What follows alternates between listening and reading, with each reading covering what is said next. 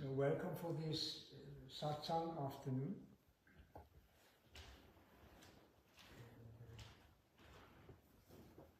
Please. So Satsang, when I say this, what is this Satsang? And when I do Satsang, I first, mostly, when I don't know the field, explain what it is about. So Sat means reality. Sat is existence. Sat is the existence behind the existence is Sat, is that real existence, the truth, not truth but reality, Wirklichkeit in German. And Sangha is like coming together in this reality and also the collective, being a group of being in this reality. So Satsang means coming together to explore the truth, to explore the higher reality. And for the spiritual Hindu, the reality is the absolute, that beyond all division. Finally, Brahman. Finally, this is the only Sat. Brahman is like that absolute, the self. So the idea is that we come together and we share to come closer to that reality. And a little step closer to that reality. We are in so much illusion, so much distance still, most of us, all of us. And so this brings us a little closer to Satsang. So the aim is to make a step towards our essence, to experience our essence. So we don't speak about this or that, but about essence. And there's actually two big ways of Satsang I know. One is when you speak about an enlightened being, or divine. When you speak about divine, then the divine is present. Or then speaking about Babaji, his presence is there. Because mentioning God brings God in our midst. Mentioning God, speaking about God brings the divine, Goddess, into our midst. And we can feel it. And we also say in this tradition that the name of the divine is actually even stronger and closer to what it is than its form. The name already brings us closer. That's why repeating the name of God, if it's Krishna, if it's Rama, if it's Christ, if it's Yahweh, this is really getting in touch with the reality. If we are sensitive, if we do it in this consciousness, saying Krishna, saying Christ, saying Babaji, and getting in touch with the reality of this. That's one of the ways. So telling stories about divine, speaking about divine, brings the divine in our presence. And the other method of Satsang is that which is more like the Jnana Yogi, or the Advaita way of doing Satsang, is that we pose questions of what is real, and everything which is not real we put away, and at the end stays the real, so that all our doubts, our questions, they are questions which keep us in the delusion and illusion. And when we solve the questions, we are like with the Quran, we come into the reality. So that's Satsang. These are ways of doing Satsang. And I want to do this Satsang in two parts. First, I will share a little bit about my life and how I came to Babaji, and how I came to Schweibenalp was around, and how I came back again. So the Lila Fadai experience. And the second part, I will ask a few questions to you which have to do with our past, how to get our past clearer. We all are on the path, but it is always, we have these obstacles on the path, and so I would like to focus on intention. How we set intention, how this intention really can help us. If we follow our intention, we can reach the goal. So first we have to become aware, what is even our intention, what do we want? So, first part. I grew up in Switzerland in a Jewish post-Second World War family, and my family was quite atheistic, but I from the beginning had a big love for the biblical stories. When I went to biblical school, I really enjoyed very much all the stories about God and the Bible. I remember very well my teachers there and what they taught. And I went to school, and then after my schooling, I went for a year to Israel to decide if I wanted to live in Israel or if I wanted to live in Europe. And there I had the experience of the Six-Day War. And in that Six-Day War, I decided that my life is not for the Jewish people, but my life is for humanity. That was a very big decision in my life. And at the same time, we were in the 68s, and so there was a big revolution of psychedelics and dropping out and trying a new consciousness and new age happening. And I was at the same time going that path and studying medicine. So I became a medical doctor. On the one hand, on the other hand, I was like friends with Timothy Leary and Baba Ramdas and did many crazy things and explored my consciousness also with psychedelics, but in a way of meditating and fasting and going in the mountains and not of Goa parties. And I'm one of those who survived it. Many also got lost on the way. I was luckily maybe had enough shamanic background from other lifetimes that it was for me good. And I must say that like the first time I was with a teacher of mine, he was my first teacher. He was a Swiss, but he was a Sufi. And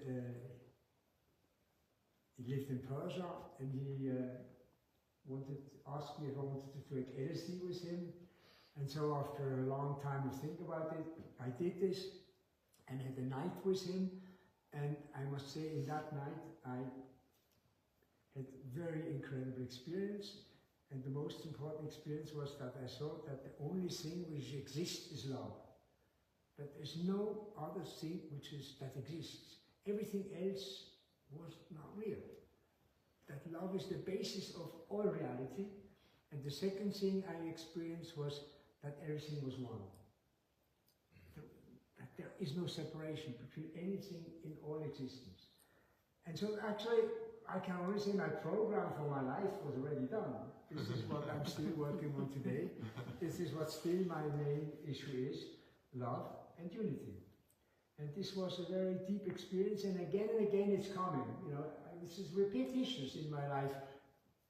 Repetitious in my life to always walk again.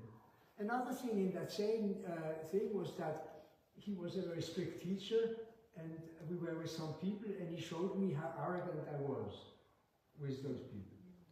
And that I was in a way, and that was, it showed me in, I was very strong to see, on the one hand I'm having this high experience, on the other hand I'm showing there's still a lot to learn about my personality, a lot. So this was my first program. I finished medical school, and I went to India and did Buddhist meditation, intensive Buddhist meditation, and I did Vipassana for 3, 4, 5 years. And I started to be a psychotherapist and psychiatrist, both for Gestalt therapy and bodywork and all this, and gave many courses and had many people I worked with, and I enjoyed that very much. And at a certain point I got in that what which we call like the dark night of the soul. I became so depressed and so unhappy, and I really was in a deep, deep crisis, and I didn't know, even though I had everything I wanted, all success, everything. And in this deep, deep crisis, I saw a picture of Babaji. Actually, the picture which when you come in is on the side. It was on the book of Malti, inside, and I saw this picture, oh, this is me, I said. And I said, oh, but this is not me. So this is like the larger me. This is where I'm part of. And then I read the book, and then I dreamed about Babaji, and then somebody had been there, and we met Neela, and we met 2 or 3 people, and then we wrote to Babaji and asked him if we could go there. And my wife at that time, and my daughter, she was 4 or 5 years old, and then we decided maybe this is going to help Sundar or Bobby as was in this terrible crisis. And so we went to India, and already on the trip I realized something is pulling me. It's like, I'm not traveling by myself. I don't know how I travel there. And already that going there was like something very, very strange, arriving there. And so you arrive in India, this is 1979, and you go in a bus, and the bus is so loud that you can't hear a word, and it's so full with chicken and people and dirt, and the windows are so chattering, and it is so hot in there, and one woman lies on you, Norway, and the man sits on you, and you know, it's like just amazing. I mean, I had been in India before doing Vipassana meditation, but that was the real thing. And suddenly the car stops, and everybody gets out, and there's some food going on, and you have to be careful what you eat. What can you not eat or eat? Fantastic dal with chapati, I tell you, incredible. And he goes on the trip, you know, and chai, the whole Indian experience. And arriving in Haldwani, sleeping there the next day via Muniraji. They told us go to the shop of Muniraji. He takes you to the dam site, going with a little jeep somewhere, again with people on the top and people beneath and people behind you. And there you get there, and there's nobody anymore. All these many people gone. 3 chai shops there, with many porters and many people, and always come to me, come to me, come to me. And you know, to which one do you go? From which one? You start already, if I go to him, he gets nothing. They all are very hungry. They all had nothing yet to eat that day. They have a few cookies and a little bit of tea. So there you go. Your first conflict. To which one do you go? You know. So finally you get one porter because all want to carry your luggage. And he becomes the porter of the next 20 years, you know, it's like every time you go there, he will be there for you, ready. I am your porter, you belong to me. And so there's this constant thing about light and joy, but also always the shadow between it of the difficulties of how this life of these people is and how we come there with everything we have and they have nothing. How can you do this? And you can share a little bit with one, but can you share with all of them? So going to Babaji is not just going into heaven, it is from the first minute on ticks and stings and so. And you arrive at Babaji, first thing is to take a bath in the river, go up in the ashram, and it was the beginning of Navaratri, the first day, so it was full house and we had some corner somewhere in the big hall, just our family somewhere in the hall, and Babaji was giving darshan in the gardens. There was one row of women, one row of men, and we were sitting there, you know. He was painting a little bit, and we were singing the Om Namah Shivaya, which Prasadini, one of those she played last night. Namah Shivaya, Namah Shivaya, Namah Shivaya. Namah Shivaya, Namah Shivaya, Namah Shivaya, Namah Shivaya, Namah Shivaya.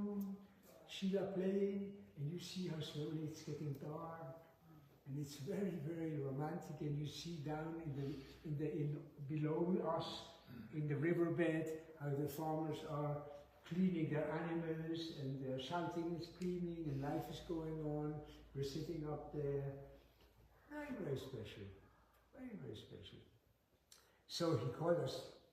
So we had our gifts. We had known you bring gifts to him. So I brought him a book, The Keys of Enoch, which for me was like, I had wanted to find out what the hell is this book about, because it's a revelation book, which Ari knows a little bit. And I brought in this book, and I brought in a shofar, which is like, you know, the conch which the Jews use. It's like a ram's horn, which you, and some nice candy and so. So the book, he looked in and he wrote into it his name, Om Shivai, with beautiful, which now I still have, and said every word is true and continue with this. He said, don't come to me and I know it. No, continue with this. And the shofar passed on, and as we all know how it, most of us who had been in Babaji know how this was with him. So I told him that I was in a very bad state and that I didn't feel good for months and all this. And he said, yes, you Dr. Ashram, and you will take care, you will be good, you will be good.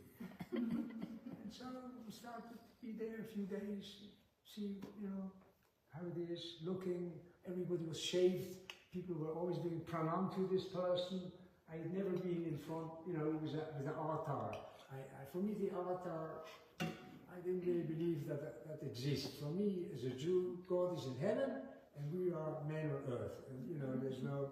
So this was that was the new thing. Because the Buddhist teachers, they were still human beings, they were teachers. That was understandable. What was going around this being was quite difficult. So my observing what is going on, but what really impressed me was the love these people had for that being, you know. Do you remember the barber? What was his name? Moti. Huh? Moti Baba. Yeah. This man, he had such a love for Babaji that through him, it was even easier to feel Babaji than Babaji himself, because Babaji himself was like ununderstandable, because he was not a teacher who gave you a book and said, read that or do this. No, he was off the wall. Every moment he did something you didn't expect, you know, every moment. So it was really another story. But with Moti Bhagwan, when he was shaving your head and he was singing to the Divine Mother songs, you felt, here is something very incredible. And the heart was starting to melt. So he worked with us through every stone and through every person and everything. He would work with us. And so the days went by, and the first Navaratri fire was, and we all went down the stairs, and there he stood and looked, you know, to go over to the other side, where there were already 2 new temples and the whole new reality. Babaji had us all create a new level of reality. And we had to throw stones at the wall, and then big stone would come down, lots of things would come down, and we would transport them away. And then slowly a new level of reality. So by work, a new reality, a new level. And I saw this very symbolic, like a new level. Because if you would build something on the level of the riverbed, as we heard it, this monsoon comes and boom, it's gone. But he was building something on a higher level, which would have more stability. So this is what we thought. We were all full of splinters everywhere, because the stones over there were not round stones, but so my doctor work was every evening with a plastic sack to go around and all these terrible feet and hands, because we had to take these little bowls of metal, and then we put the stones in, and then we put them on the head, and we walked 50 meters and we threw them away. And then we came back. It was difficult, so the shovel was so bad and old that the shovel was a shovel one side, and then they had a string on the other side, so one was pushing and one was pulling on the shovel. And the axes were so broken that it was impossible to get it was amazing. And so suddenly, you know, first you think, why don't they have better things, and why don't we do it differently? And suddenly you realize it's all about karma yoga. Babaji's teaching was karma. It's not about what you do, and it's not about the result. It's about intention and about motivation and about giving ourselves in the work. And so this has been, that was very interesting to see. So I'm going over the river. So we're on the one side of the river, and he calls me, first time really, and he takes my blanket, which I had put him on the horse and sat on the horse, took my baby on his lap, and I had to guide the horse over to the other side. And I was so excited that I did anything wrong, or, you know, whatever. So anyway, we got on the other side. They did their first fire ceremony. It was the first fire ceremony. I don't remember much of that. It was for me ununderstandable. And on their way back, we went again all the way to the river back. And then when we stood there at the wall and we were all standing there, he was calling me again and said, "Your name?" And I said, "Robert, you want name from me?" I said, "Please, Babaji." He said, "Your name's Sundar. Sundar Singh Chauhan." So he gave me then the name. And that was like, my life changed. My life changed. I will tell you how I became a devotee, not then, but my life changed then. Because there was a new essence with receiving that name, and a new goal on another level. So since then, I'm Sundar, and so this continued as I working, eating, living there, seeing the things. And there was a very nice Italian lady there who was very close to Babaji, named Janaki Rani. And she had started an ashram in southern Italy already. And Babaji had given her the duty to do this. And there's lots of stories about that also. And she saw me and she thought, this young Swiss man, I want his help. Because there were 3 women in charge of that ashram, Malti, she and Fakirui. So she went to Babaji and said, "I want to know this man and all this." So, okay. So she invited me to come to her room and talk to me. And that's where it really happened. I'm telling you now how he swallowed me. She loved Babaji in such a way, it's just unbelievable. And her eyes were expressing that in a way that you couldn't see. So she was telling me stories and who he was, and that, you know, and what he was, and how she loved him.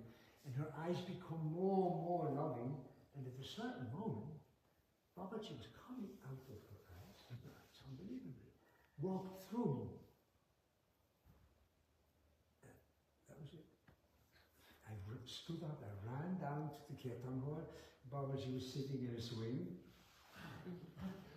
in a Hollywood swing, and for the first time, I really did full pranam and completely, and said, "I want to be your disciple. I give you everything." And he said, "Slowly, slowly." I was already dead. And this was the start. So this is my start. I went then every half a year there to stay some months and learn. I went the first 2 years to Cistanino. I helped to create that ashram. And as I was a psychotherapist and I had many groups, I brought them along because they should also learn and do arti and all this. And so I did groups there. They were my training groups, so I brought them there. And for the Italian ladies, this was very strange because they think, we don't need any therapist, we don't need anything, we only need Babaji. How can he bring all this? So, very funny. So after 2 years, I come once again back to Herakan and doing my thing in Herakan. And one day, Janaki Rani comes also, like a week or 2 later. And we are all at the Rifa side. And there's a long train of people going slowly with Babaji up the stairs, and at a certain point she is with Babaji, and so and Muniraji in front, I'm in the back with other of our workers, you know. So people start to look back, and they look at me, you know, smiling, grinning over their face. Something's going wrong there, I think. Something really going wrong there. Even Muniraji, like an angel, but somehow is laughing back there. So what's going on there? So the evening comes, and in the evening, everybody comes like here to the arti, and Babaji comes after 3/4 of the arti in, for the Haryakandi, yes, comes in, and sits on his asana. Yeah, he would sit up there on that thing, and from then on gives darshan, which means you can have an interaction with him. The main thing is our inclination, you know, bowing or whatever you want. You know, you go and you have a interaction with him, and in that interaction, something happens which usually is the next step in the story with him, which is a story of undoing your neurosis as well as possible and showing you your divine essence. So he was working always on two levels. One level is that we realized in our bliss being around him that we are divine beings. And it was possible to feel the divine in us. It was like feeling like, it's like sitting in art and feeling, oh, this tremendous divine we have. But the other thing was also, after maybe a day or two of bliss, is that many things happen to you moment by moment. And this is what people tell me also happens here to people when they come for a week or 10 days or a week or a year. There's a lot of things happening which also confront you with yourself, with that part of us which doesn't love himself or doesn't love herself, or all these thoughts we have to become aware of the thoughts, all these things which are in us, which are our obstacles. And so that's happening at Darshan, okay? So at Darshan, he was calling me, Sundar, and then he was saying to me, "You're bringing trouble for Janki. You're making trouble to that lady." And I fall together, you know, completely terrible. So that was it for that evening. I had a terrible night. And the next evening, he said... Could you sleep at all? Huh? Could you sleep at all? Not much, not a little. So the next day, after the day in the evening darshan, he told me, "Please sing a song. Sundar, sing a song." There are 150 people there, I should sing a song, what song? But I just had to wait a moment, and a Hebrew prayer came out of me. Very strong Hebrew prayer. The prayer of unity, actually. Shema Yisrael Adonai Eloheinu Adonai Echad, and so on and so on and so on. And it came out in much more strength, anyway. And he himself, he tells you something, but already he talks with someone else. So, you know, you do what he says, but he's not even there. You think he's there, no. But he is there, but you think he's not there. So after that he says, you know, you sell your house in Cisterino and you do ashram in Switzerland. That was, and he told me, and I said, you know, how should we do it? 3. Body, mind and soul. So, that was it. Much more I never got. What was 3? Body, mind and soul. But what was the phrase? The 3, I should do all. The ashram, the center should be a center for all levels of human. Oh, I see. Spiritual, mental, physical, for all levels.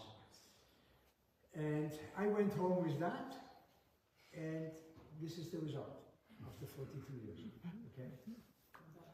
And I can only say, without his support and without that praise, without that, it wouldn't have been possible to do something like this. You know, it's like, and all his brothers, all my brothers and sisters coming in, and many people like this is giving so much strength.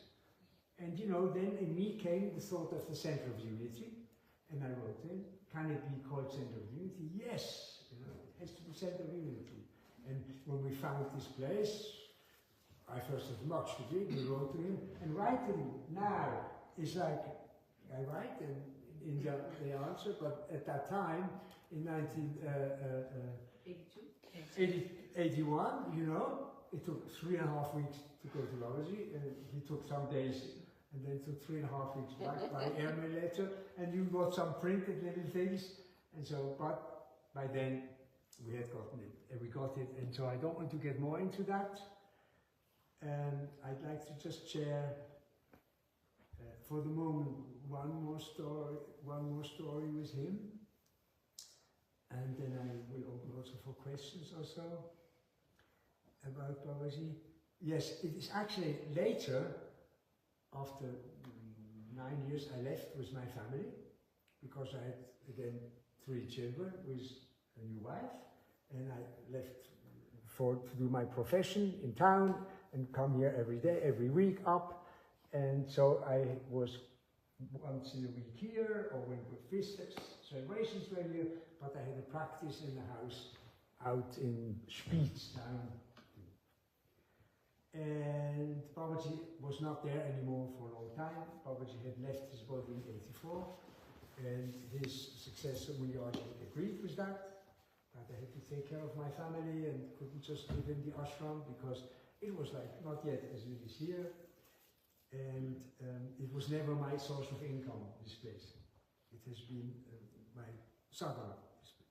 So I had been there for 50 years and come up here and go here, and we had started in 2004 to do these Purnimas, where everybody comes together like now, and we do Havan, and we do Arti, and we come together as sisters and brothers, and we celebrate. And so this was in Lonen, in Holland. It was in Holland, and it was we were sitting also at least 200-300 people there. It was fantastic, and we were singing Om Namah Shivaya in the night. And when we sing for a long time, the same bhajan, you know, we come in, we close our eyes, we really come closer to ourselves.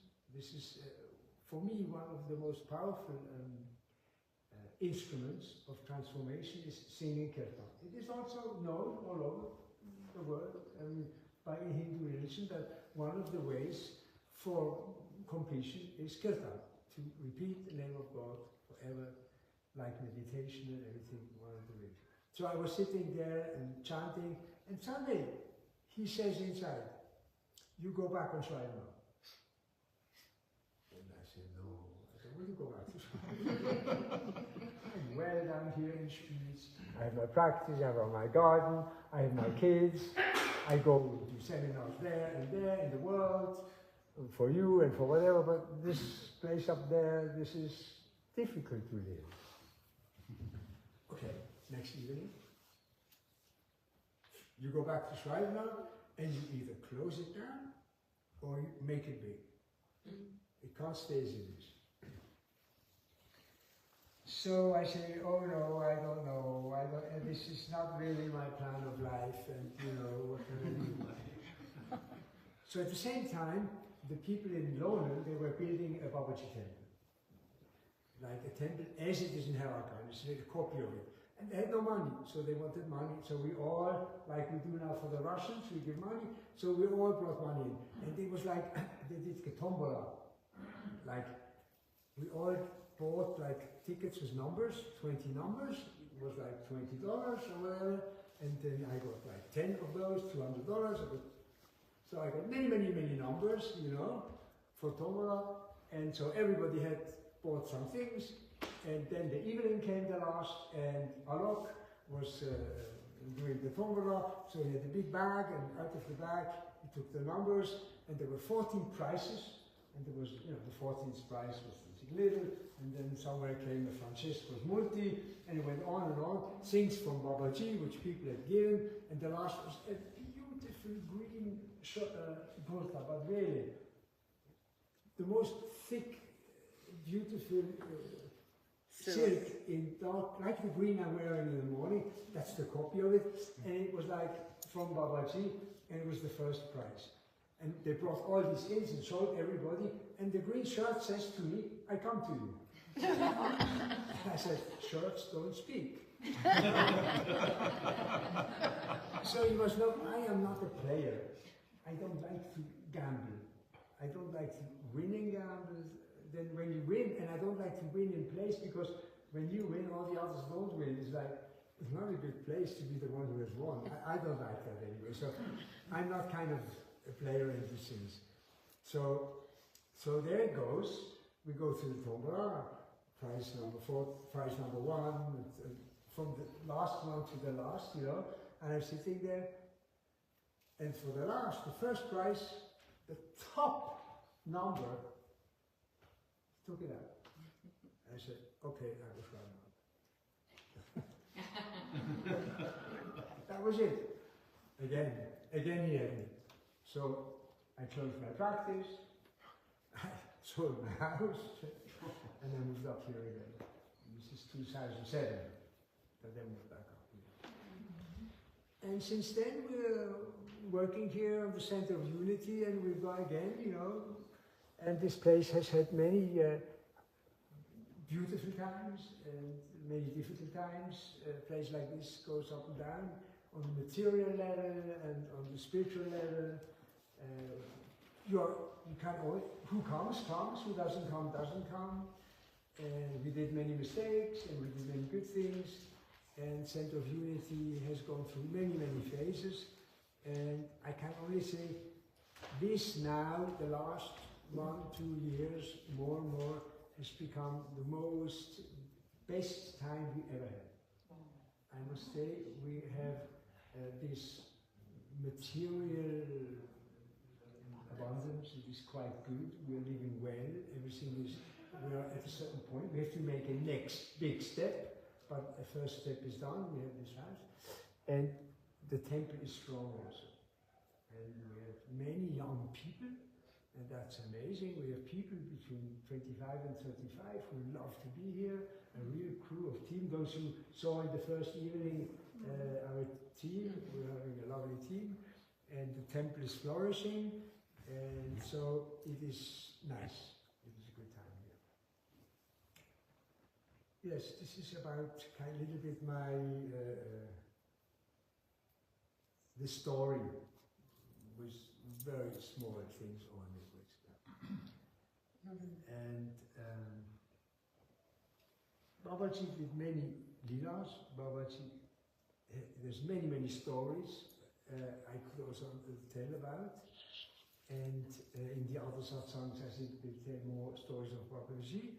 But my wish actually is to take the next time I have for something else, because to listen to stories is one thing, and to feel good about them, but the other thing, how do I get there? You know, nice, they're having this, nice, but where are our obstacles in our life?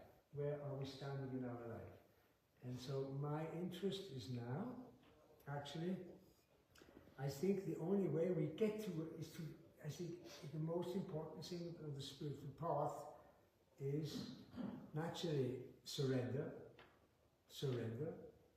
but as important as surrender is intention. Is that we really find out in our life what do we want. And it really doesn't matter if somebody chooses to become a burglar, he should become a good burglar. If somebody chooses to wanting to be the best tennis player on the planet, he should do this. And well, if he wants a family and he wants children, or if he wants to be money, or if he wants powerful, it is this. But important is to set the intention, to know what we want. And this changes in life at times. It is not that it will always stay. We will reach a goal, or we will not, and we will realign, but intention has always to be. And the question is, what is our spiritual intention also? You know, what do we want? Do we just want to be nice people who are helpful? Or do we really want to evolve into a higher form of human being? And I believe that the time we're living in now is asking from us to evolve into a higher form of human being. I think that what also the New Age calls the new consciousness, a new human consciousness, is what it's about. And I don't think that it is so possible to just continue on the horizontal level of what life is, but that we really need to ascend, that we really have to evolve into the potential we have. And the potential of the human being is incredible. Each of you has a potential which is almost immeasurable, almost endless in spiritual possibility. And what limits us is our beliefs about ourselves. Our beliefs about ourselves, which are given us through thousands of years of education and lives. We believe we are small human beings and we are a piece of meat and we're going to die. But death is not necessary. That's already a big lie. Death is not necessary. It's just we are just used to that. But it is not necessary. We can, it's also possible to become the rainbow body or to live for 200 years or 300 years. There's so many other possibilities than to just follow what everybody does, die between 60 and 80 on a heart attack or on cancer. It is not necessary. We have lots of genetic information, but we can also undo this genetic information. And we do this with intention and with light work. We do this with prayers, with kirtan, with our work. But it means that we break up our beliefs in ourselves. And this is what also Kaku said yesterday. Babaji said to us, you are Bhagwan, you are Bhagwan, you are Bhagwan. You're a God, you're a God, you're a God, you're a God, you're a God. We are all divine beings and we don't believe it. We don't want to believe it. And we just feel this small human. We are not aware that above these 7 chakras, there's another 7 chakras. There's another 7 chakras. There is the higher self. There's the Christ self. There is, or the Buddha self. There is our divine being is so much bigger than our small little person who eats and sleeps and goes through the little daily chores. And I believe that at this point of our evolution, we have had many, many incarnations to play with this. Many incarnations. Maybe 5,000 years, maybe 10,000 years, to incarnate again and again in this form and play samsara and come and go between astral levels and this level. But humanity has gone to a point of no return. I mean, we are now at a point where things are going to change on this planet. And the fact is, we are in quarantine. We are not in touch with our cosmic brothers. We are not in touch with the devas. We're not in touch with the gods. No, but we are divine beings. So why are we not in touch? Because we are a violent species who has been now put into quarantine. So let's get out of quarantine. Let's connect. And so let's connect not only on this planet, let's be immodest. We have to be immodest. We can continue to be modest and have a false humility of, yes, I am just, tired and not well, and life will go over soon, and I will die, and yes. No, we have to be immodest and say, we are light beings, we are divine beings, and we go beyond. And Babaji also said we are Bhagwan, and we should be like him. So it is about really strengthening our body, really opening, getting wide and big. And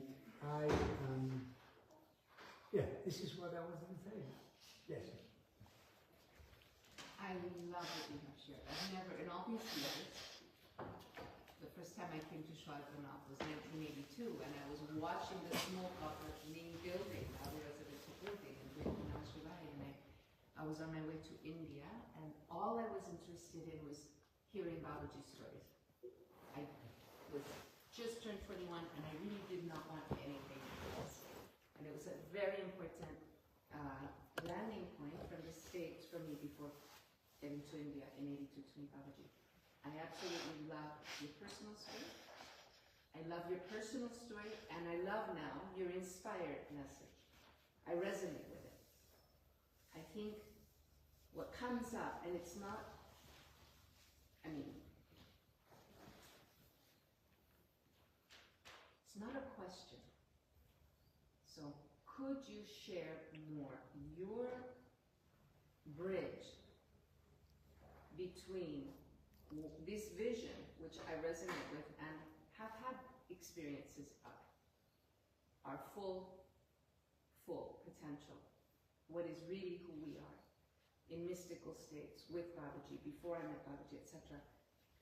You had this beautiful LSD experience with the Sufi master, where you experienced everything is light. And this is the substrate, the essence.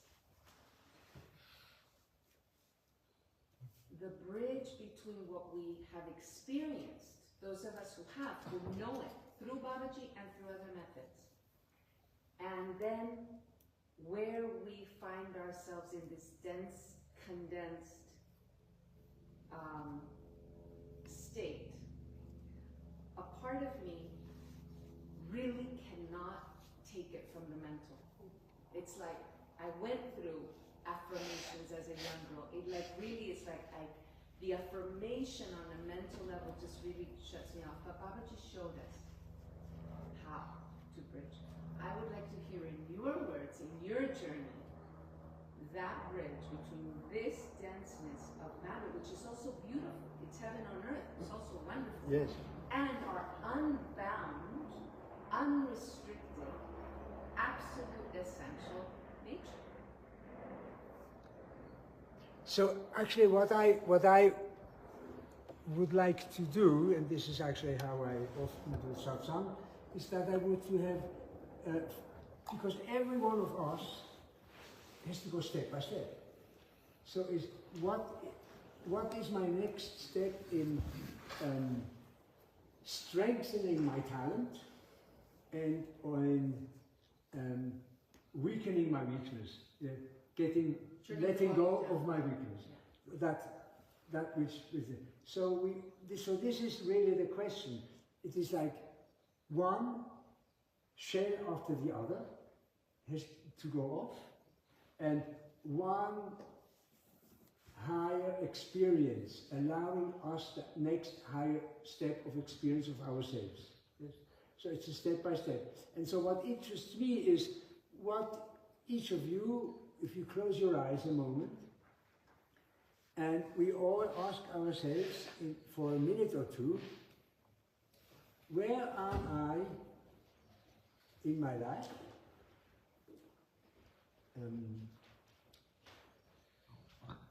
Hindering myself.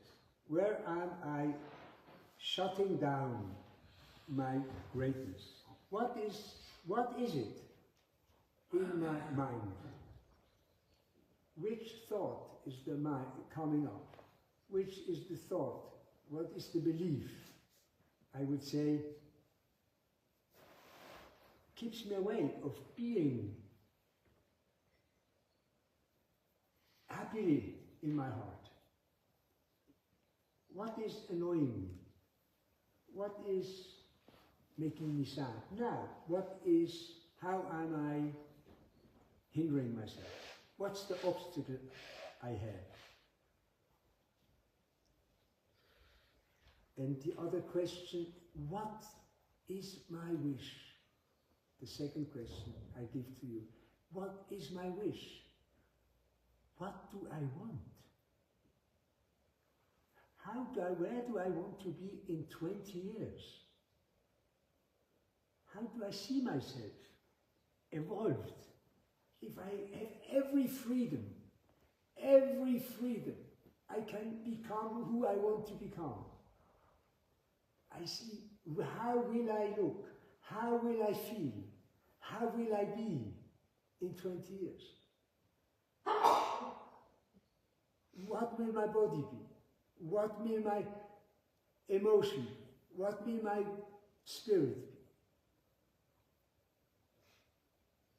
So these are the two things I want you to take just some minutes inside, the two sides, the side of how do I close myself in, what is my first obstacle, and the other is my wish, who I really would love to be, how, what is this highest intention, highest vision of myself, which I allow myself.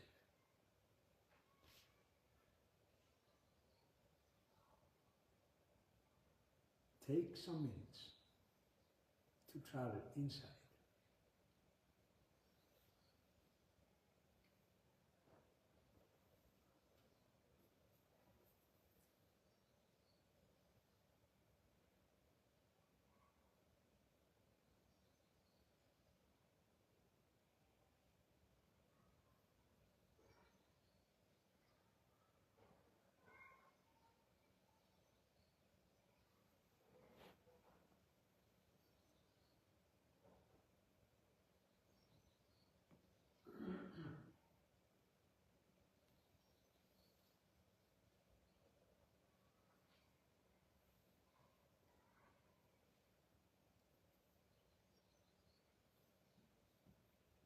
Be immodest for once.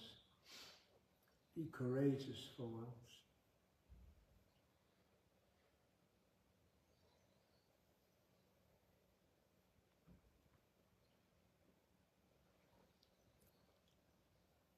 But be honest that you can feel resonance in your body.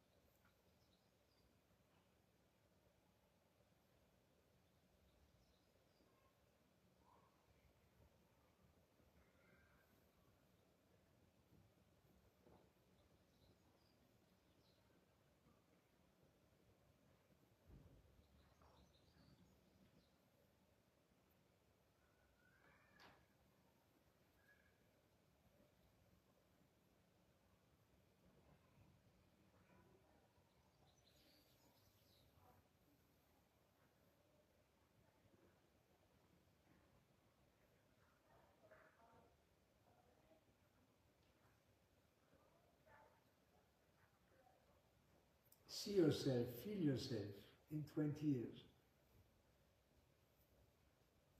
or maybe in 40, or in 10, whatever. See yourself. You have fulfilled your vision.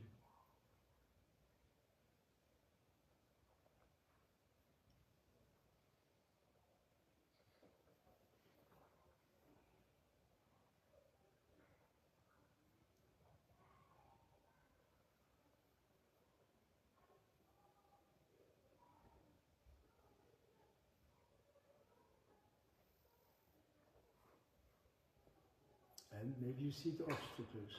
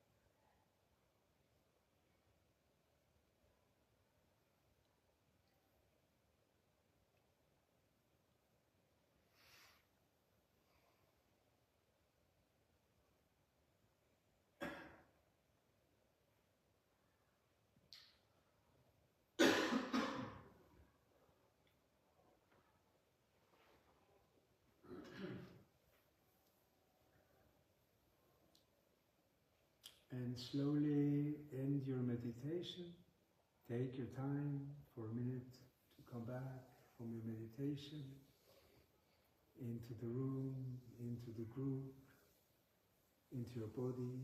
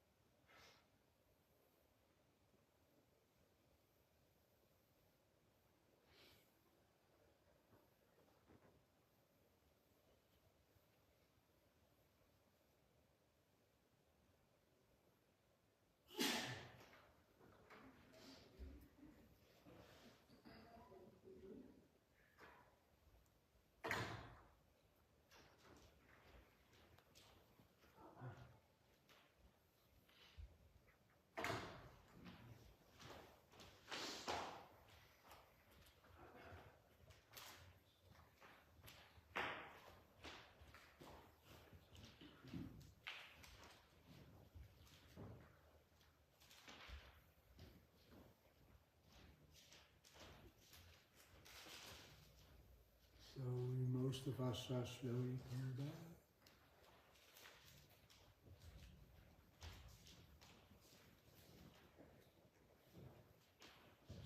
So I would like to give some voices of just shortly saying what has your vision been and what are the obstacles you see, and we'll see, maybe we can work on them also, but I would just like to hear whoever would like to say with a few words what your vision is for yourself and what obstacles you saw you have.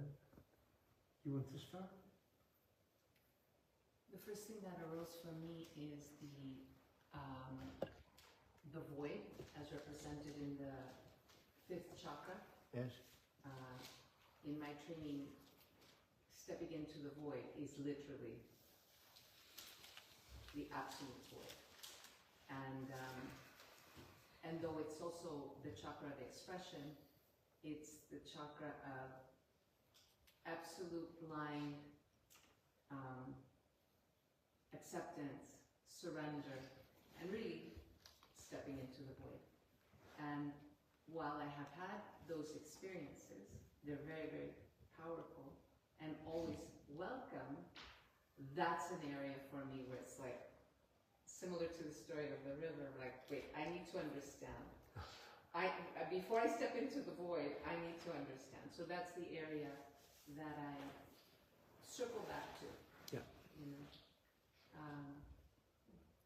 And the vision has always been for me since my relationship to Christ, and then my relationship with the Divine Mother from before Babaji, and then my relationship with Babaji has always been, let me be one. Let me be one with you. So that unity of merging with the absolute. Where you dissolve or where you stay existent?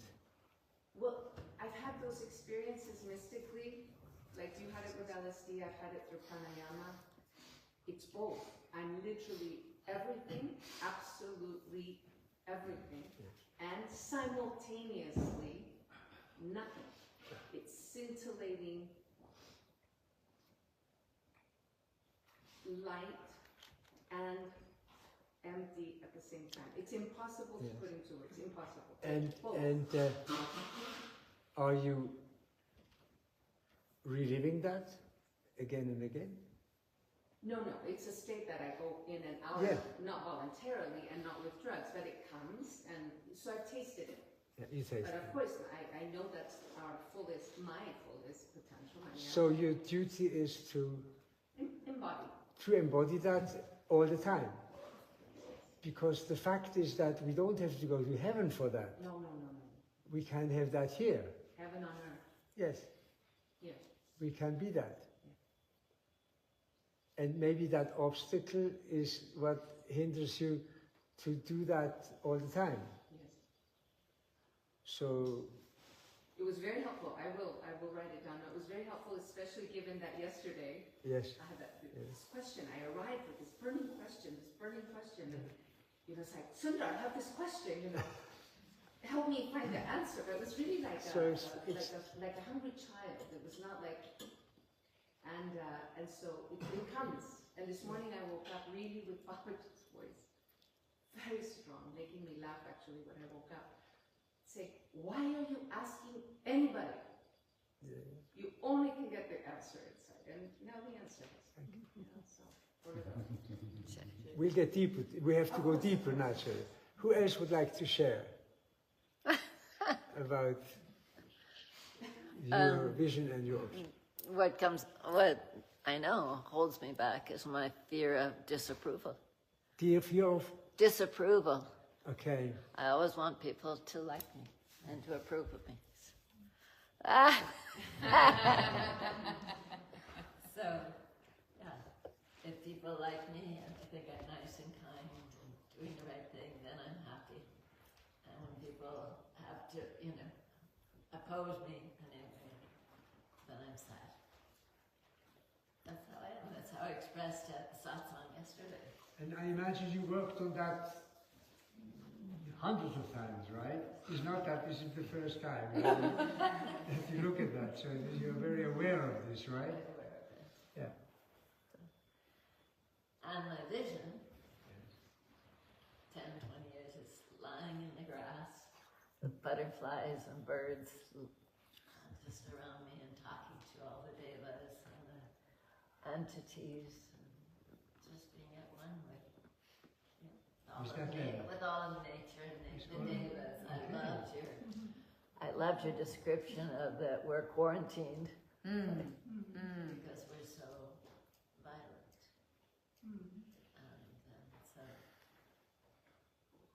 That's it, that's your vision. The nature devas and this nature, yeah. Very interesting, yeah.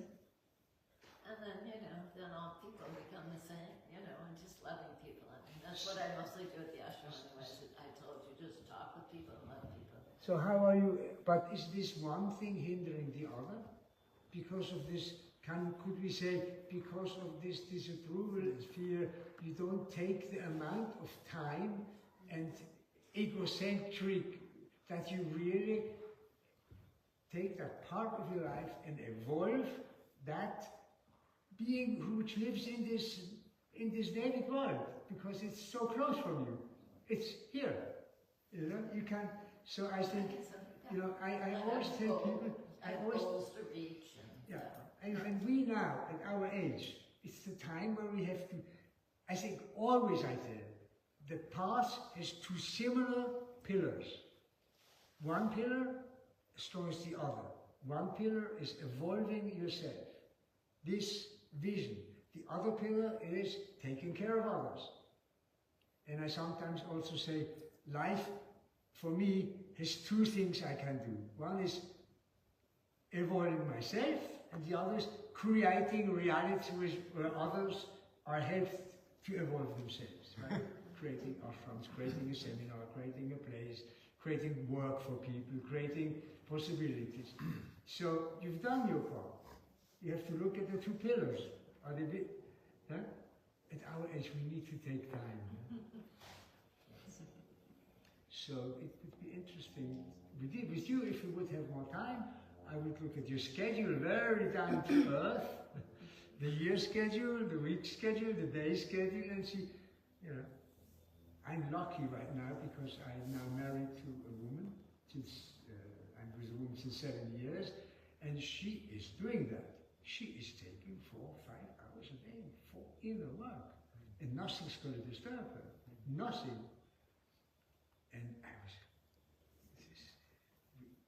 This is like for you the case for the vision to do her vision.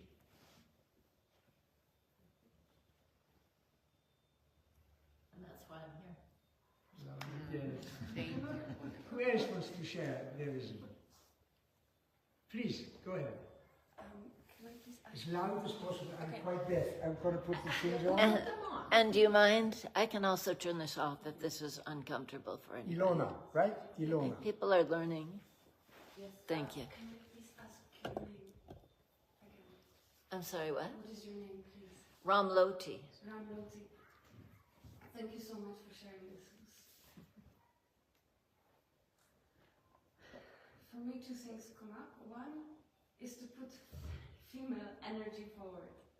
Female, we have so much to share from the soft side, and we can work beautifully with the masculine energy and add to each other's. And this applies to ashrams, politics, jobs.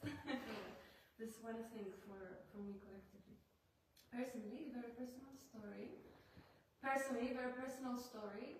For me is if I am to pick a desire for myself, which the question is, would be to, in 10 years, could be sooner. To what? In my desire, if I am to pick a desire. Your vision Yeah. is what? She's just about to share. Yeah. Is to fly astrally and be able to touch people with bliss and a light. And come in and out of the body when I want, and visit the planets where I was previously, where my true family is, but everywhere is my true family. And yes, and my obstacle is, to say it plainly as possible, obstacle is that I have this belief that this has to be difficult and this has to take a long time. So, and also the obstacle is that I need to forgive myself for something that my mind labels as a difficult karma. Difficult karma. Okay. And that means being bonded to physical, very much. So thank you, what are you doing to get rid of this obstacle? I use the Ho'oponopono. Okay, Yeah. good, lovely. And, going well?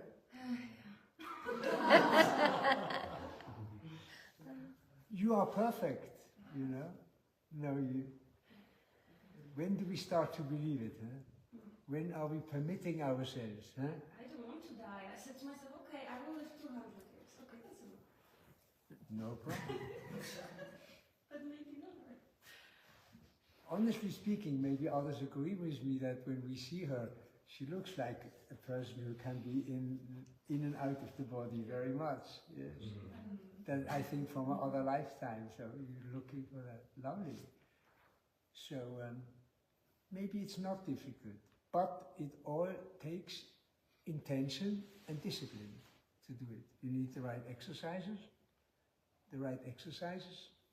and you need the right teacher for it maybe also not, because these things one has to learn how to do that they are going well. Teacher. Sometimes. To find a teacher. Yes, many things which are in the spiritual field need also good, how do you say, Begleitung, good accompaniment, because they are a little bit, you know, not everything is, as you say, so easy, but good luck. With both. Who wanted to share? Yes, loud for me, please. I am deaf. Or come over here and sit. Everybody, I think keep it's- your story short. We want to hear many of us. But also just sit here for a moment. I would say just near him. We want to hear the obstacle and we want to hear the vision, and then actually It's okay. Actually, for those three who I spoke with, what we also wish actually at the end is, I'm going to do it.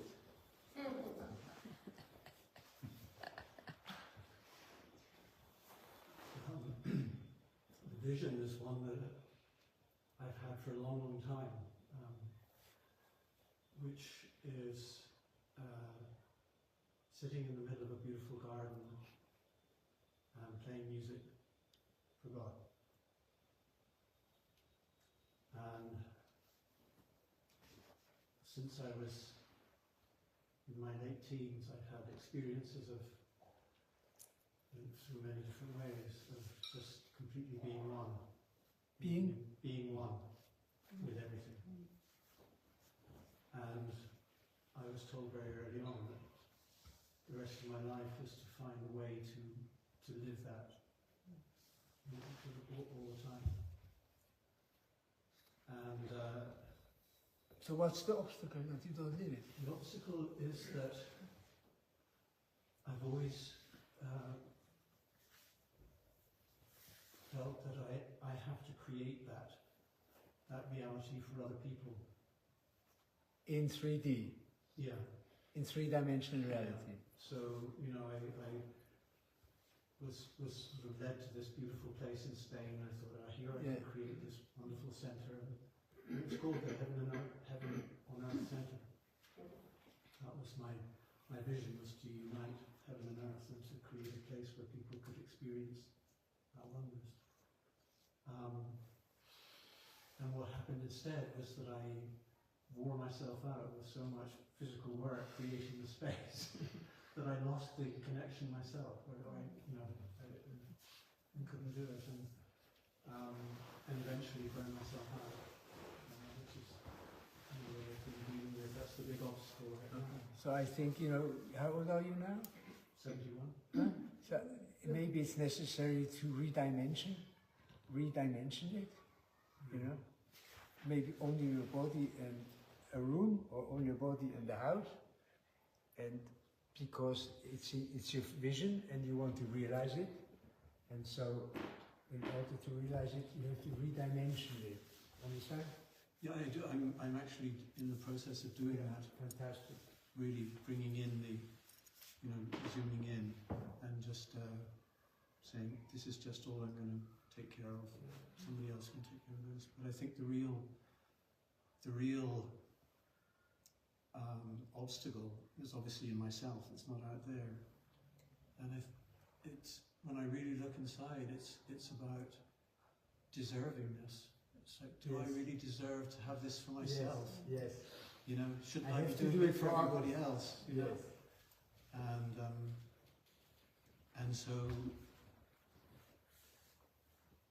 my goal in being here as well has been to surrender the whole vision, to just hand it over to the Divine Mother, to Babaji, which is what my place is dedicated to anyway. And let go of the struggle, you know. Let go of the struggle. We go through it. You know, it sounds very similar that you and me and you experience, that we build all these things instead of building that finally first. Building it all outside. And I remember so well, I had this very close friend. She went the Buddhist way, and she first went into 3 years and 6 years of complete inner work only, in one room, you know, Irene and all this. And then they started to do something outside, and we started to do that outside. So we can easily get stuck in the outside. This temptation of the outer reality is very big. So all the best. Do it. The thing is, we have to take the decision and cut and do. Otherwise, we just continue there. And I ask somebody else, who's next to this? I like the two pillars when you shared that. I really am hanging on to that balance of the two. Yeah. And very, very valuable. And it's in all the spiritual teachings have these two pillars. Yeah. The inner and the outer. So who else wants to share what they saw in the vision and what their obstacle was? Yes, please. I would like to ask a question. Please. No, it's okay. Okay, just talk loud. Yeah, okay. So we're always talking about the surrender. So I would like to question this whole vision thing, because my vision is based on the limited self. On the Limited self. limitless self. Limited. Self. Limited. So what I'm seeing. What do you mean with a limited self? The personality? Well, not Atma. Non-Atma. Not. Non-Brahma. The limited self, but not that universal self. So what she's saying is that she's questioning this idea of the vision, correct me if I'm wrong, because it's coming from her limited self, this vision. Yes, yes. You're questioning this whole, what I'm doing now here. No, which is okay. So how the thing is, we go step by step. It's like nobody of us knows who God is, right? So, but how can we get close to Him? By at least taking the next step towards, even though we are not sure if it is completely right. So, yes, we only have this reality, and when we have experiences of the other reality, of the total reality, we get like a compass to go towards that. Like I told you, I had this experience of this unity and this one and this love, and so I started to go in the both directions and slowly go from the limited, yes, because the limited and the unlimited are not separate. They're all in the one. And the limited, there are two. In the limited, we have two sides. We have the one which is an expression of that absolute, and one which is a corruption of the absolute. So, that which is the expression of the absolute in our relativity is just the divine in life. It is like the unlimited, but it is relative. But it has the duality of the corruption. And when we get, and we are all mixed with also this corruption part, which makes that we make detours there, and illusion, because that dimension here, gravity, that whole hunger and thirst and lust, whatever, it is somehow. But then we have also the dharmic part, the side of the law, where we are in the love with someone, where the small love is the image of the big love, where the small peace is the image of the big peace, where the small joy is the picture of the big joy. So that's where we go along. Yes. Does that answer your question a little bit? Yes, and I really love it when you, like, the first day's meeting where all the ashram organizers are sitting together, you said something like, I have to make more place for God. Yes. And that is the surrender. And I also would like to share a beautiful prayer, if you want. Because when I was trying to have this vision, I feel like this is what I want, not what the divine wants. So I realized that I need to make more places for him, not for me, not for my own desire. And I realized vanity, all is vanity. Only God remains. I have no existence. Huh? I have no existence. And I want to share this beautiful prayer cited by Shastriji once in his talk.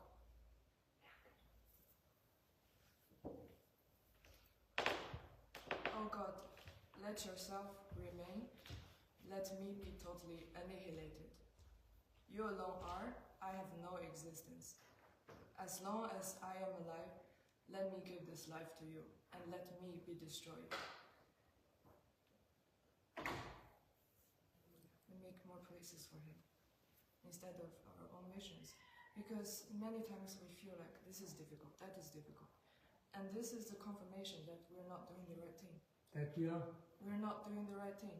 We're not going according to his will. That's why we have difficulties. And when I really try to listen to his voice in my life, I feel like life is much more easier than breathe. Easy life. The trouble is more difficult than joy.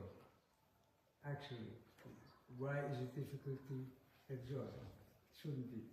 I'm trying to put this little devil in Shelley's ear and tell her to have a lot of enjoyment in this not healthy ice cream sometimes. I say, no, I don't like, I have no personal desires, because my mind, my intention, they're all vanity. And I see no point in these material things, but maybe later I will change my mind. But the intention, when I was speaking about intention, it can be I want to be a farmer and I want to have a farm. Yeah. And it can be I want to be enlightened and I want to be in my light body. I will do whatever God wants me to do. Huh? I will do whatever God wants me to do. Yeah, so you have to just listen to God all the Yes, time. yes, yes, yes. That's good. But you are God also. Okay, so I'm listening to myself. I'm not listening anywhere else. We are speaking here sometimes like of two different ways of looking at it. There is the way of looking at it from a dual point of view and from a non-dual point of view. Yeah. And both are true. Yeah. And we go back and forth in our life. Sometimes we need this form of, yes, I have to learn this. The whole Havan, the Yagya, you know, is like everything, I want this and I should do this and I want to learn this and this, yes. And then the last sentence is, everything is perfect. When you take from perfection, it stays perfection. If you put, there's no other, everything is perfect right now. So these are two different aspects. And in spiritual life, there's lots of paradox. And only by accepting the paradoxes, we get into that non-dual state of the paradox, where it's true that you should be annihilated, at the same time, you are perfect and nothing has to be annihilated. You see what I mean? Because why should you annihilate something which is from first already perfect? And enjoying ice cream is also Yes. perfect. Maybe just don't take it personal. Huh? Maybe just don't take it personal. Yeah, What your desire is. yes. To make mistakes, right? I mean, We have to be careful not to get into discussion, because the idea is to hear many people's vision and obstacle. Yeah. Have you told me your obstacle? No. I had this vision of being a monk.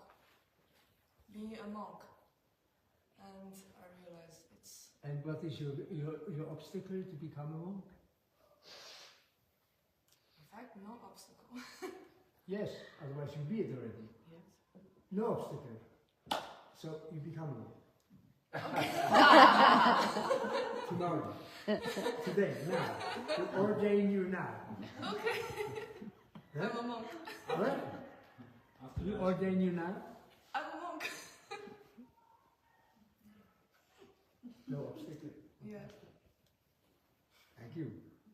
You don't know your name? Amba. Amba. Very good. I want to hear someone else who still didn't. Yeah, share your obstacle and your vision.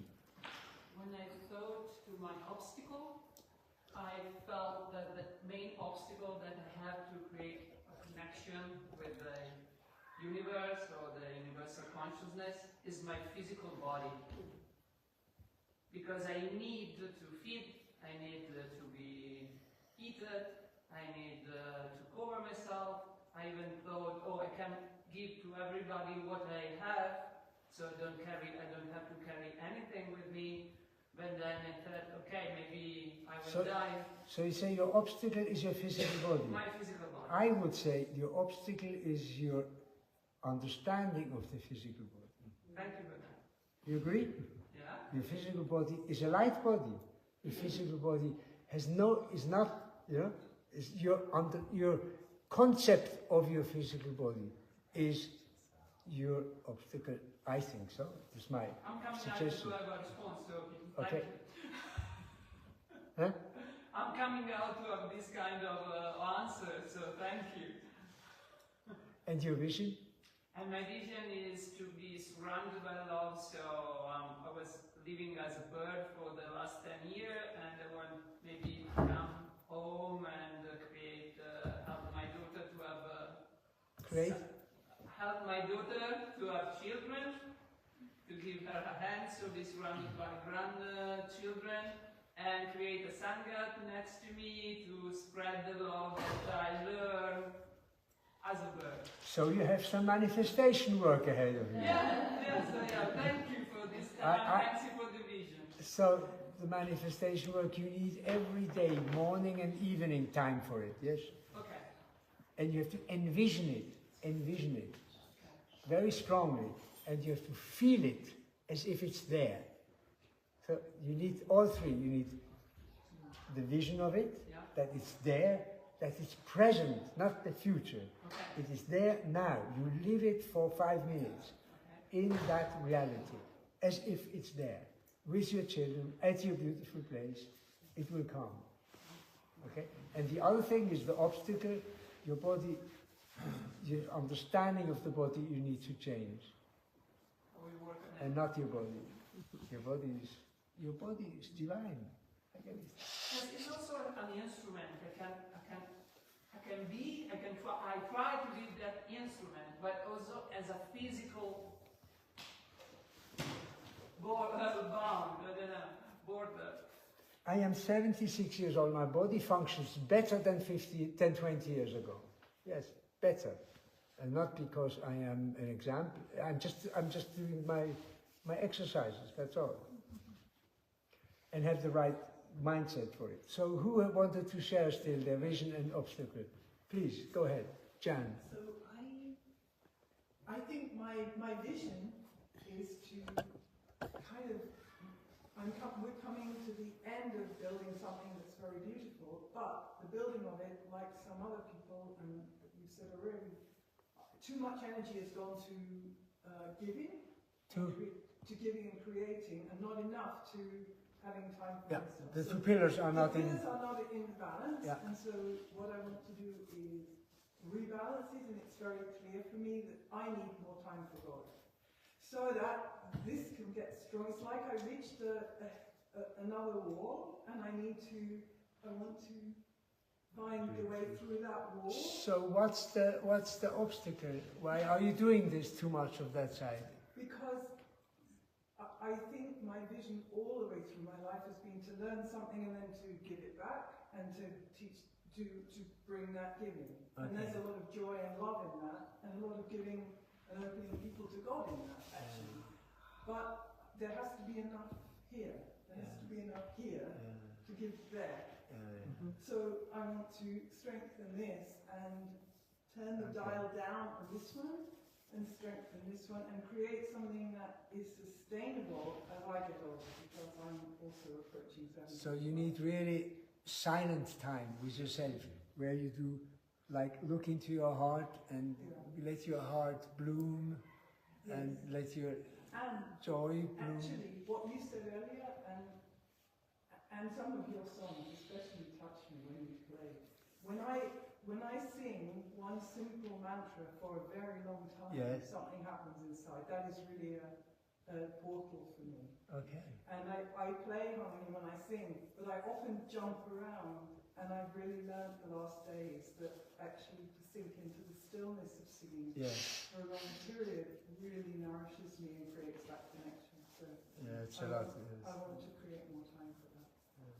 I mean, it's not so easy to get into the stillness. I myself, I have taken 50 years of learning, and I'm still working on it. 50 years I meditate, and I can say slowly my meditation works, but it's like 50 years. So I hope everybody here is much faster than I. To get still, it has to do with the surrounding and becoming still, looking really inside. So really, and I have a new trick, which I didn't know before in the last weeks and months, is that the best way to become still is to listen. Because when you listen and you feel everything, you cannot think. So the thing is not to meditate and try not to think and all this and whatever, because then you will always be in it. If you get all your senses open, you listen very carefully. Try for a moment, everybody, to listen very carefully. And try to think while you are listening carefully.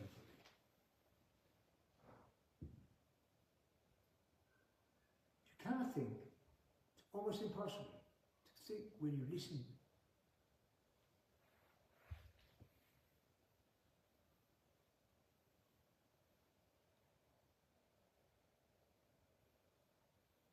So this is a great help to be listening very deeply, and it's about getting into the presence, finally, only into the presence. And especially when you listen to the silence into yourself. Huh? That's beautiful. Yes. And when you listen to and when you get in the awareness of the awareness, I mean, this is then more complex. When you get into, first you feel yourself and you feel your heart, and then you can come feeling your heart and the love, and the feeling of the love, and then you feel, and then you become aware of the awareness of the feeling, and the awareness of the awareness.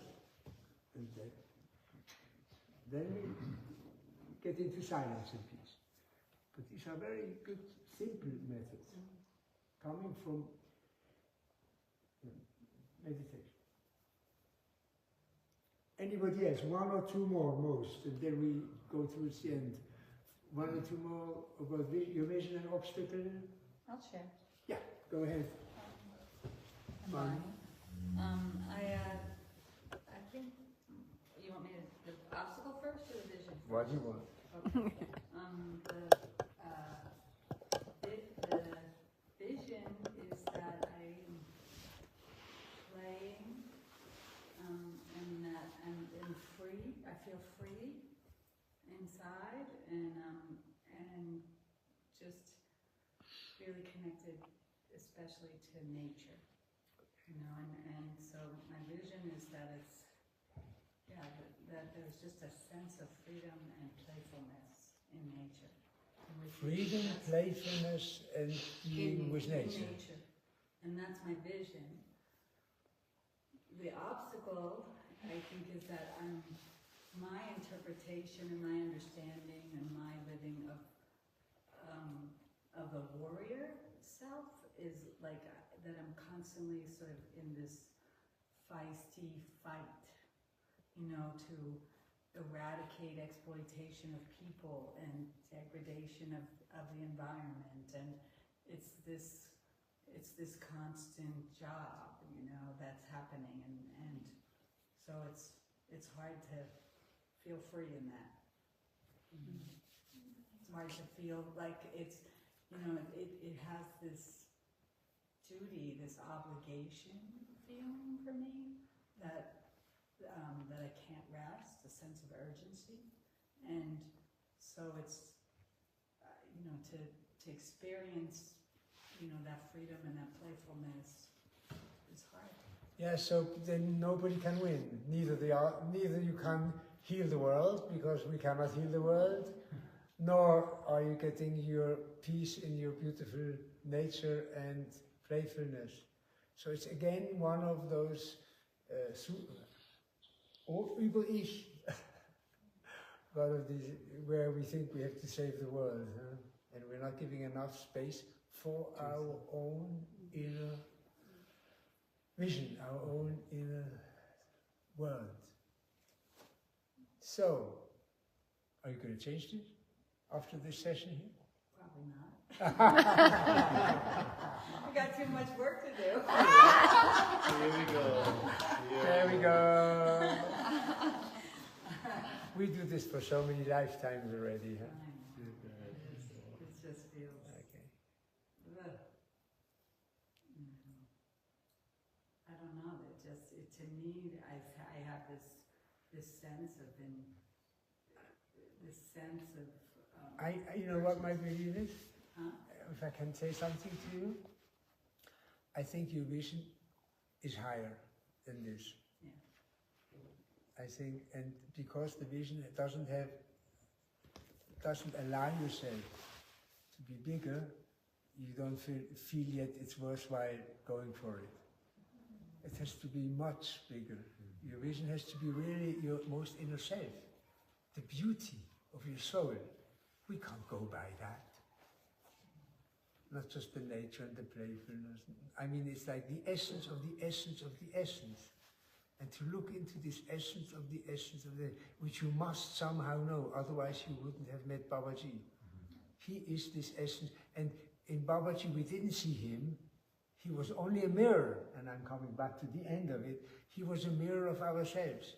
So whoever has connection to Babaji or to his or her guru or to the divine is connecting its own divine, its own most inner self.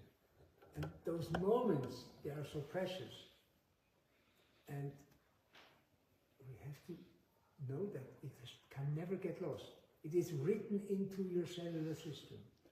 Otherwise you would never experience it. It was there before you met Babaji, and it's there. So the obstacle is that you're not allowing yourself that. And when I was asked by one of my friends who is a big teacher, what do you think is the main problem of people? You psychiatrist, Sundar, tell me. And I said, in Europe anyway, I can say, the biggest problem is 2,000 years of church telling people 2,000 years long, you're not worthy. You're not worthy. You're small, you're nothing, you're a piece of shit, you go to hell, you're not worthy, you're not divine.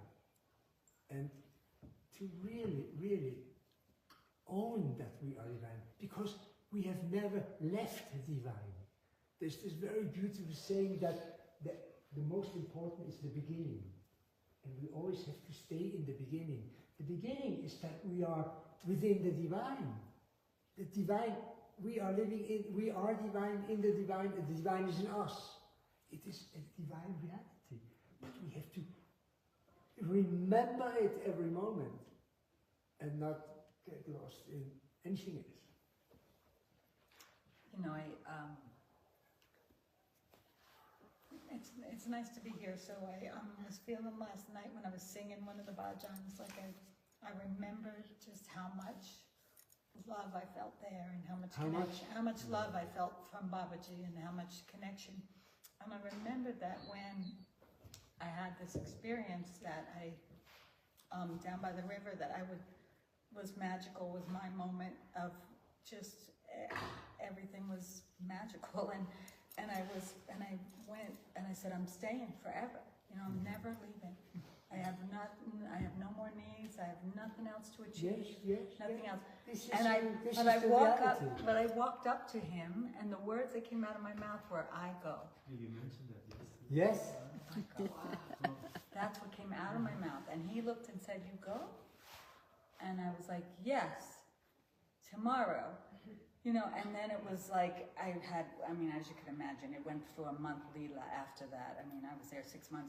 I mean, but it was a massive Leela, because then I decided, what did I just say? I didn't mean that. So he really gave you everything. And you went back, and still in the next 20, 30 years, yes, we shrink away. And I must tell you, we are quite, on the one hand, we can say we created it, each of us, the distance from God. On the other hand, we can say there's very strong forces in this universe who want nothing but that. These forces are always active. And we have to really put another engine on and say, no, you are not there for me. Protect ourselves with the mantra, protect ourselves with the blue pearl in which we live, protect ourselves with the strengths and the intention of really realizing our essence. That's why we do Sangha, that's why we do Satsang, in order to remember who we are truly, and to wake up, because they put us to sleep. They want us to sleep, like the farmer does with the sheep, and we are like, you read the Upanishads, and you read in the Upanishads that the gods want us not to grow up. Yes? The gods, not God, the gods, because there's levels of gods on all levels who actually treat like us to be like a cow, like the farmer likes the cows and the sheep and everything. So our necessity is to wake up, because we have everything in us. Don't forget, as in the Bible said, we are in the image and similitude of the divine creatress and creator. We are in the image, which means, yes, having hands, having feet, having a heart, having eyes, this is divine. And the similitude, we have all the characteristics, everything. So we are incredible beings, I mean, you see the fantastic violin players, the jewelers, the surgeons, are they incredible? Our consciousness has the same capacity. Our consciousness can grow every day. If we tell it, every day you grow. My will, every day it grows. My consciousness, every day. My love, every day it will grow. Satchitananda. So it's us to create ourselves, and not wait for anyone else. And not do anybody else's, I have to do this, I have to do this. So, I think we have to keep you for at least 6 months here, Barney. Yes. It is now 6 o'clock, so it was lovely being with you. It was not just like, you know, I'm trying to convey a little bit of what we are. And Bole Baba Ki Jai, Sabe Mate Ki Jai. See you in Archie in an hour. Thank you, Sundar.